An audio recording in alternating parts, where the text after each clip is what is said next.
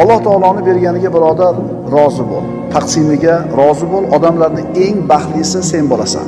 Chunki insonning dunyodagi saodatini g'am, tashvish, siqilish, qo'rquv yo'q qiladi.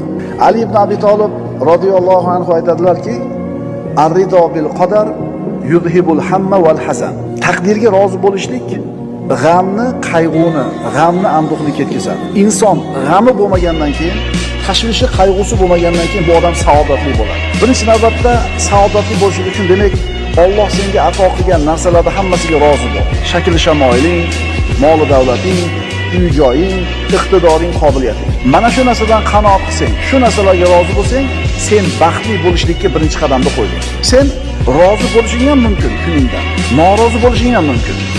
Ikkala holatda ham shu kun turibdi. Norozi bo'lsang, gunohkor bo'lasan, baxtsiz bo'lasan, rozi bo'lsang, savob bo'lasan, saodatli bo'lasan. Alloh taolo aytadi: "Astagfirullah, fa'khudh ma ataytuka va kun minash shakirin." Bas biz sizga ato qilgan narsani olingda